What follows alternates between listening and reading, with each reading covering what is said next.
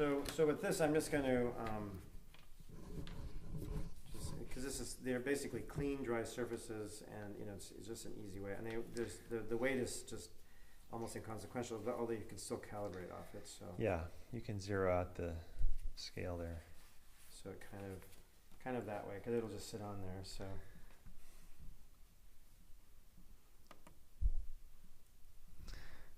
Yeah, there we go.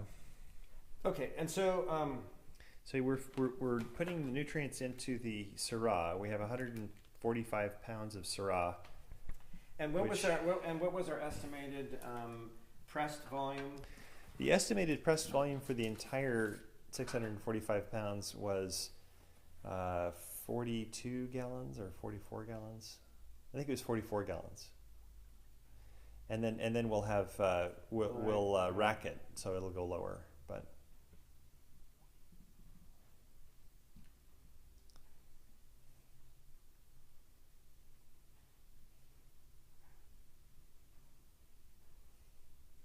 yeah, so about 15. So yeah, and it was what, 145? 145 pounds of Syrah. Yeah, and so divided by 15 is very roughly will give you this. My own observation, and now the last few years, is this is roughly what you're going to get, the pressed juice. Mm-hmm. And I've seen so many different formulas on this. They'll say, oh, your finished juice. They'll say, oh, the volume of the must, like the volume of the must. Right. It's like, I don't care how much the stems and seeds take up, in a volume space. That makes no sense that you would be considering them as part of the liquid.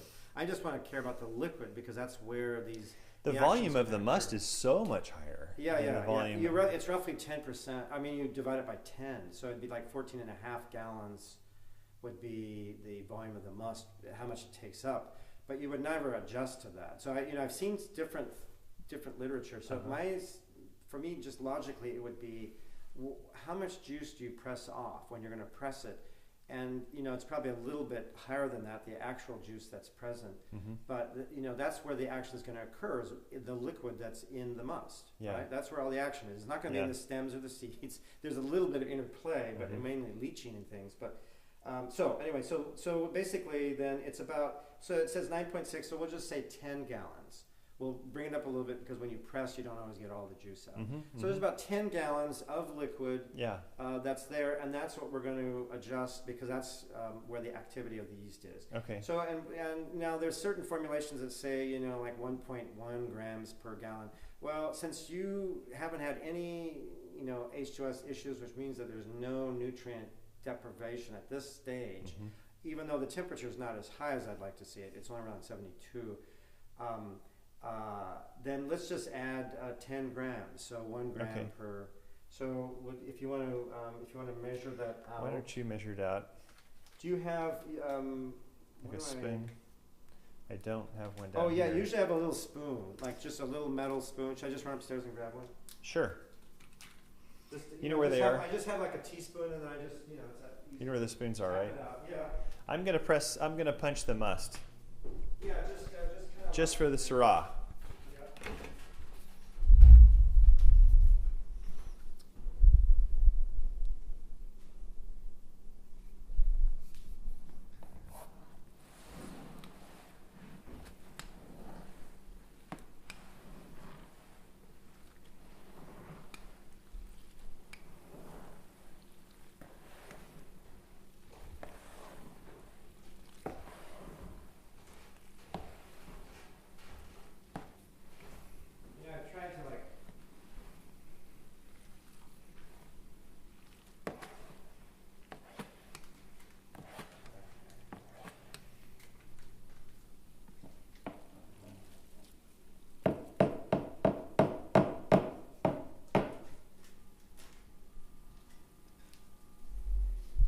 Also having like a little garbage thing or something very good too. Right. Just to toss stuff. Yep. I'm gradually getting set up. Yeah. Well, see, a lot of it is you don't think of these things until you're actually down. And then having like paper towels is absolutely essential. Oh yeah. And then what I started doing is I bought very inexpensively a lot of little washcloths. Oh. Because I think, and then those are ones that I can rinse off, and I get like dark colored ones, and they're ones that I'm never going to use for guests. But I just have them like almost like hand towels. But you know when because you really need to be constantly rinsing. And we can talk a little bit about that because we need to let's do that. We need to get a food grade hose because that hose has polyvinyl chlorides in it. That is actually for the. Or is it an actual food grade hose? Oh, you know, I don't know. I don't think so. No, because this will have a lot of lead in it, and then this is polyvinyl chloride. Okay. So it's not anything that's going to benefit the wine. So you said what is polyvinyl chloride? The plastic. The plastic of the hoses. sink. Yeah, no, the hoses. I see. So it's really getting a food grade hose or making one. I end up making one. You know, I just get the nickel. I mean, sometimes it's hard. You can go to like an aqua or a marine store, boat store. Because you don't need it to be very long. Yeah. But you need it to be long enough so you could come out here. You could be rinsing them. You know, it's when you're cleaning. Because when you start getting when I rinse, should I rinse with distilled water, or can I rinse with the tap no, water definitely, and then no, you're gonna really not just rinse. I mean, really get it hot, really as hot of water as you can when you're sort of cleaning those. I can kind of show you. Okay, so hot tap water is okay. Yeah, hot tap water for cleaning them, and then when you're before you're done, then you're going to want to either make sure that there's no liquid in it. But if you're going to use them, then you're going to usually want to do a Star San sort of rinse to it. I've got this spray bottle there. Yeah, well, but you can actually you'll want to get what I get is I get a container that's got already the Star San adjustment. The other container there is all already. It's got the oh, solution. you've got the just make sure it's clearly labeled. I need to mark on it, but yeah. So perfect. And then that I would just pour into the. I also use my spray bottle. Now this is different. I don't normally have Star San as my sprayer. I have 300 parts per million of the sulfur dioxide. Is what I use instead. I also have a bottle of Everclear. Okay. Because that is, but, so I need but to that's get a couple part of more my spray barrel bottles. management. You may not need the Everclear, but when I'm dealing with the bung and stuff, so that's maybe a slightly different. But okay.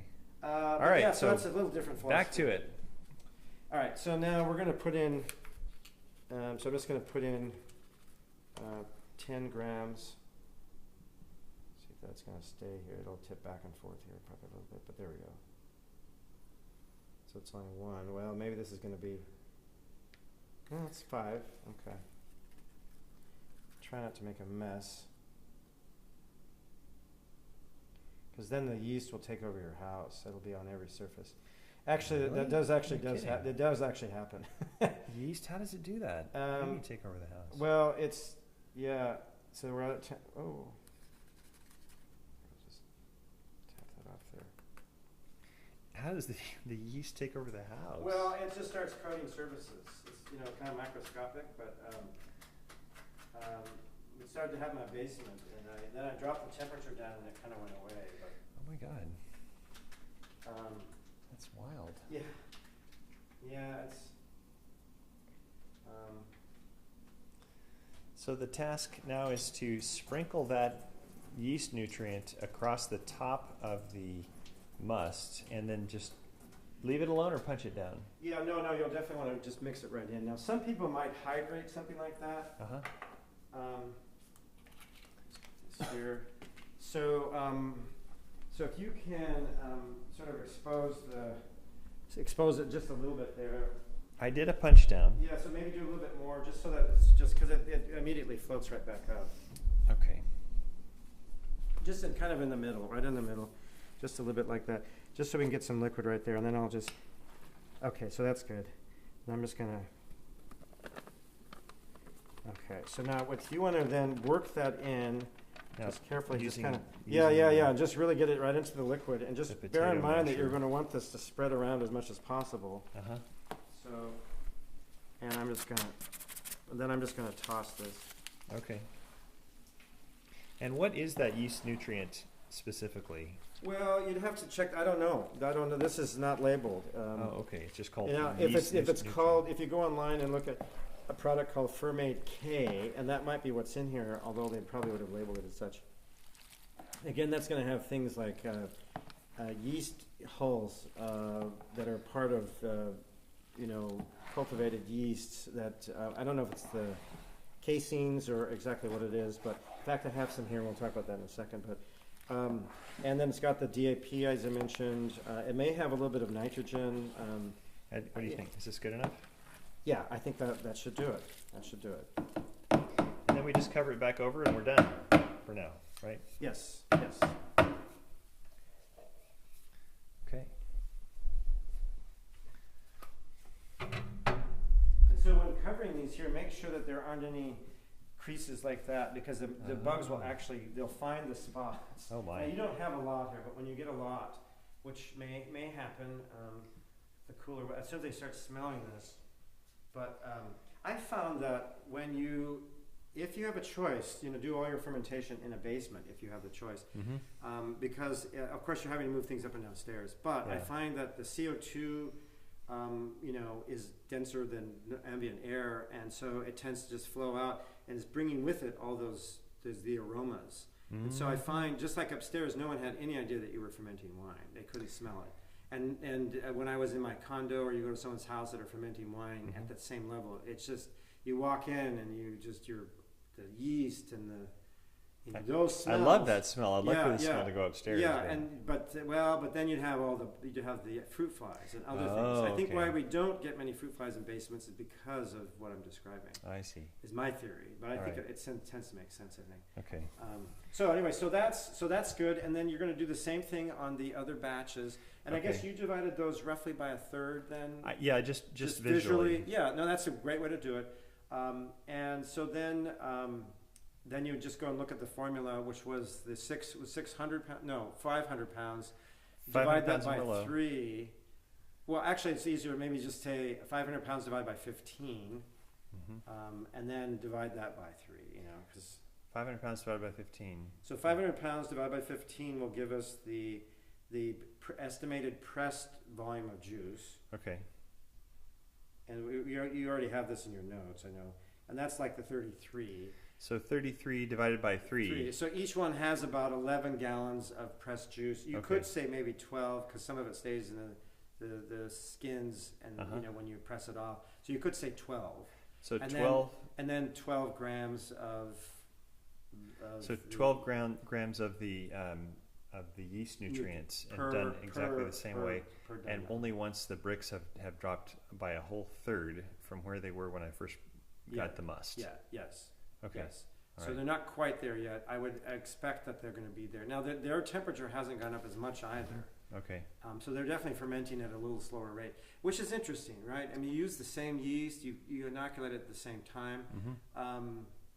The volumes are slightly different, though, right? I mean, but you're also dealing with totally different grapes, totally different chemistry. I'm going to set this up over here and see if it can capture the two of us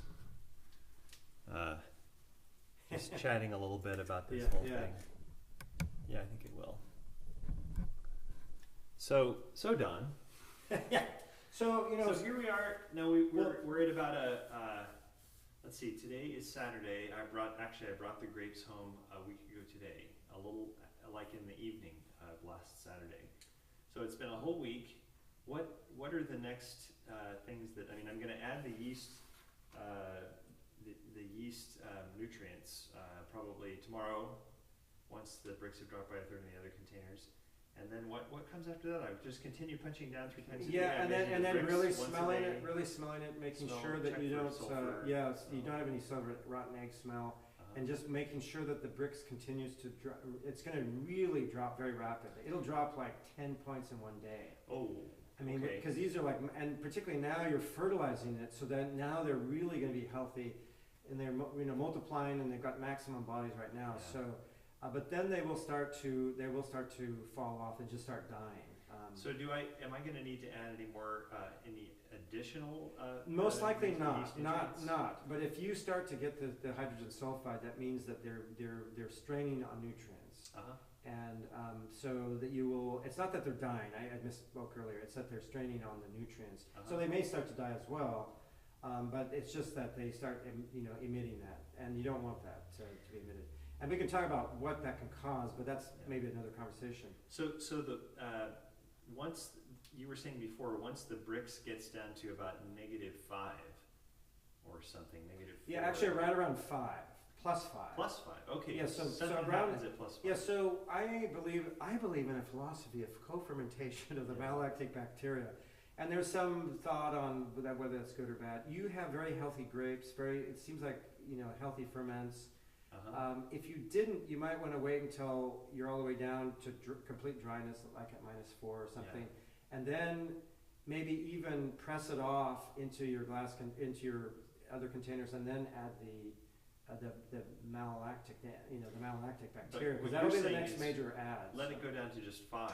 Yeah, and so I like to do the co-ferment because it's still warm. What does that mean? Well, co-ferment is your it's the co-mingle maybe too. Ferment might be a little bit a misnomer, but so that you still have the yeast fermentation, but then now you're going to get this malolactic fermentation. It is a co-ferment. But what are we physically doing?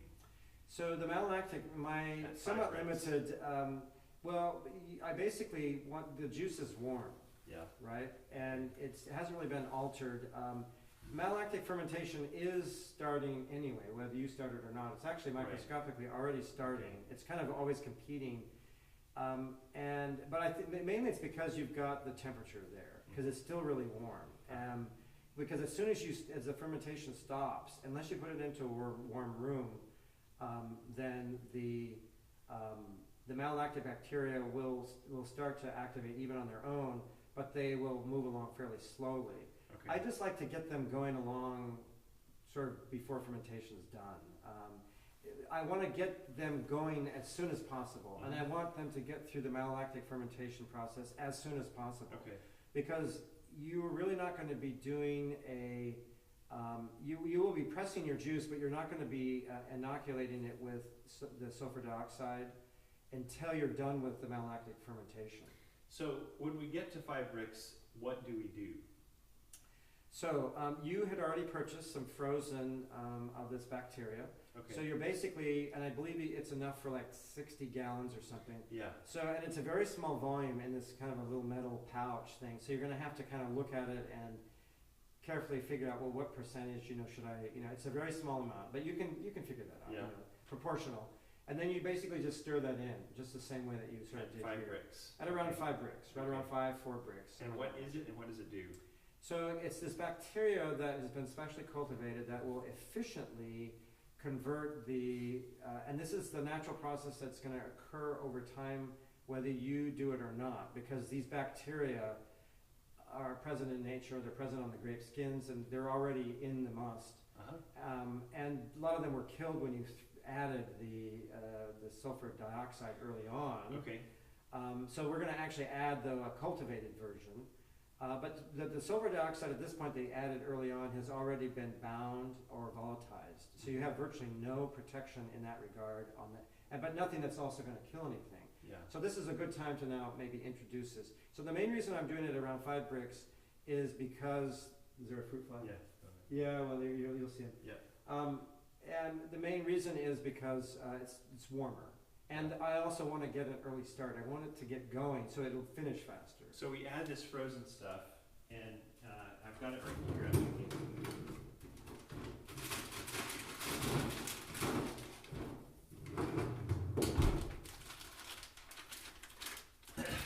Yeah, he's got an ice pack in the back, so it makes it look a lot better. Yeah. Oinos. Yeah, oinos. Yeah, for oinology. Yeah, so it's okay. So it says dosage 1 pouch, 250 liters per 2.57. What? Yeah, but it also says somewhere on there 60 gallons or something like that, 65 gallons. It says 66 U.S. gallons. Yeah. So it's So this is the right amount for 66 U.S. gallons of finished. Juice? No, of the juice. Well, the juice that you're adding, it would be of your pressed juice. So of the 12 gallons in the larger containers and the 10 gallons. Yes, exactly. So basically, I'm going to take a proportion of this that is proportional, 12 66ths for the large ones. Yeah, and I would use everything in here. Yes, 1266 is fine. Well, but I would just actually use this whole amount. So I would take your amounts and divide them into increments that ignore the 66 and just say I want to use the full quantity. Okay. and then just do your And it's just proportional. frozen solid, so will I have to thaw it? Now, this of course is an ice pack here that is not the actual stuff. Your stuff is, they give this, they're just keeping it cold. This is your packet. Oh, this is the. It's just a little packet, and there's just a little volume. It's a very small, when you open it up, you'll see it. Nice. I always close it up and I tape it down and things, and then I stick it back in the freezer. And you're gonna end up using this all within a few days. So it just, just keep it cold, and you won't kill it if it sits at room temperature for 5 minutes. Yeah, well, So, okay, so. yeah. So that's pretty straightforward. So right? I'm gonna, when the bricks drop to 5, plus 5, I'm gonna take that stuff out of the freezer, I'm gonna divide it up, and I'm gonna put, for each bucket where the bricks are at 5, I will go ahead and add a proportional amount of that matter into the must, and then stir it up, just like we did now. Yeah, just get it into the liquid, Yeah. make sure it's, so it's good to punch it down a little bit so Yeah. you see the liquid just like we did, and then make sure it gets in there, because Yeah. then it'll start its activity. But we're doing it now because it's warmer and I want it to get through. Yeah. Commercially, they don't typically do this. I mean, they've experimented with co-fermentation like this. Mhm. Some claim, well, they're both competing for nutrients, Yeah. so you can have issues. And so then I say, okay, well, all right, so the complaint was they're competing for nutrients, and maybe the yeast won't go all the way down to dryness. And it's like, okay, well then let's do this. If it's a nutrients issue, I don't want to put in any more of that yeast nutrient, which has DAP and stuff like that, which is pretty intense. Yeah. And you don't want to put that in near the end. Mhm. But what you can do though, which doesn't have any of the chemicals, the fertilizer chemicals like the nitrogen and the diammonium phosphate, is to put in yeast hulls. Mhm. And so this has been done by more and more commercial wineries. So these Oh, are this basically is yeast from hulls? yeast. Yeah. So this is a No, packet I bought last This year is and not never what used. we added just now. No, We no. added this, And yet- stuff generically called Yeast nutrient. Now this will have some of the yeast hulls in the yeast nutrient because it's actually basically yeast casings they've cultivated and then dried. And then these are not active yeast, so they're not going to come to life. They're basically deceased, but they're like somehow they were able to create this, and so it's loaded with the sort of the nutrients that oftentimes are very beneficial to the malolactic bacteria. So this is typically what I do then, and I would do a similar thing that. So not only are you going to add the malolactic bacteria and you work that in, then you're also going to want to add very similar volumes that you did. You can add. Really no harm in adding too much of this, but roughly one gram per of estimated press gallon as well. Okay, so back to winemaking for dummies. Next thing, so what I'm going to do now is on a daily basis, I'm going to punch down 3 times a day. I'm going to continue to measure the bricks in the morning and measure the temperature each time I punch down, and keep a log. Then when the must in the other containers reaches 5 bricks, when it's dropped by a third, I'm going to add the yeast nutrients like we just did. Mm-hmm. Then when any of these reaches positive 5 bricks, and that'll be about approximately when do you predict? With the Syrah, it could be in like 2 days. It's going to drop really fast. Okay, You'll be so surprised. Between two and like 4 days, maybe. Yeah, for yeah, all yes, yeah. So then I'm going to add the proportional percentage of the stuff in the freezer, sprinkle it in, really punch it down, and then what? And then you're going to add. At the same time? Yeah, maybe a few minutes later or something, but the same in the same general session. Yeah, you're going to add this and the same volume that you did the yeast nutrient. The yeast nutrient. Okay, Yeah. 1 gram per gallon. Estimated, finished, of pressed juice. Yeah. Estimated pressed And juice. then with the yeast, after the yeast hulls, I punch it again. Yeah, and just and again, the punch downs don't need. You're basically just kind of getting it into the liquid, right? Because it's still floating in things. So I punch it down with the frozen stuff, wait 5 minutes or something, and then do Yeah, this. sure, that would Okay. be fine, or maybe less. Okay. You want to avoid having this open too much. Now, at that, you're going to notice when you're down to 5 bricks that the punch downs are not as necessary because the stuff is going to start sinking. Oh. I don't know if you remember that from last year. I don't but remember it from last yeah, year. it'll actually start sinking when Okay. it's because it's really what's keeping it suspended. Part of it is just the buoyancy of these raw things, like the stems and the seeds, skin, and there's all, but they're really being enzymatically attacked, and broken down, and so then they kind of get more porous and waterlogged, and then but then just the mere action of all the CO2 that's bubbling, which is the main reason for keeping things afloat, that is, you'll notice, has dramatically dropped down. You'll still continue to see it, and even down around, when you go from the 5 and even lower, when you start going to the negative numbers, you're still going to see, and you can hear it. You can still kind of hear the little micro bubbles, but you'll still sort of see it. And but it's just, there's much less to keep stuff afloat. So more and more things are going to sink. Okay, so back to the winemaking for dummies, top level. So we get the yeast holes added. Then I just continue to monitor it until it gets down to -5. Is that it? Yeah. So you really, ideally, before you, because then the next thing right after that, when you hit that target level, you're going to then press it. Yeah. So before you get there, you really want to get it down to, right around, actually, and then you can let it sit for a little bit even before you press it. Okay. It's kind of one thing to do. You really don't want to press it. So I can press it all at the same session. Yes, I can wait. you're probably going to be able to press it all at the same session. Now, Right. perhaps you might want to move it into a slightly cooler space, but I don't have a cooler space. yeah, or what people will do is they'll start gassing it. And that's where you get a tank of argon. That's usually what I get. Actually, I could just let you use mine. Okay. I should have brought it over. I've already got a tank that. So I need to go to your house and borrow your press, because I'm going to be pressing this week. Yeah, right? yeah. I'll probably be pressing like Thursday. It could be. Or Friday. Yeah. Yes. And then having the argon tank available too, because that's. Okay. Yeah, the argon is really, if you're going to do any kind of a post-fermentation maceration, like a soak. So before you press it, sometimes, it gets down to around -3, -4 bricks. What some folks will do is sort of then cover it with a solid lid that you have, but then put argon in it. Because it's really, the fermentation's almost entirely stopped. It's still going. You haven't pressed it yet. But you have that malolactic bacteria, breakdown, the malolactic fermentation occurring. It's very low level. You don't really see it so much at this stage, but letting it soak for a couple of days is not necessarily a bad thing.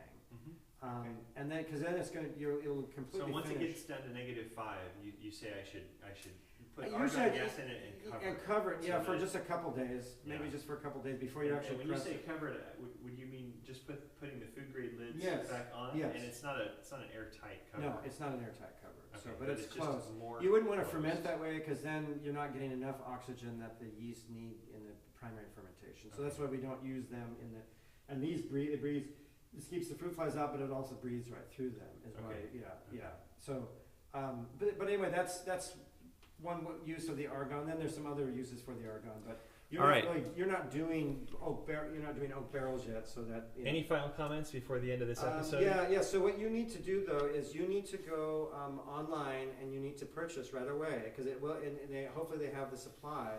Is the Vinimetrica, all that measurement, measurement kits. Okay. Because after you press the juice, you're going to then be monitoring there's a little fruit fly. You're going to be monitoring the malolactic bacteria, because before you can actually add the sulfites, because this is the whole race, is to get to the point where you can add sulfites, because then the wine will be protected. Yeah. And then you can go into secondary fermentation for a long time. But it's just until you get to that point that the wine is very vulnerable. Yeah. But you need to get that malolactic bacteria through, so that's where you can be measuring. So if you get that kit, then you'll be able to measure, because you're going to need this after you finally sulfite it, is, well, how much sulfur should I be adding? And, because you're going to need to know the pH. I'll be making these measurements after pressing? Yes. Okay. Yeah. So it's really getting it within 2 weeks to get to get the instruments here. Okay, I'll go ahead and order. And there is the new one that you mentioned. There is that. So I mentioned. So after you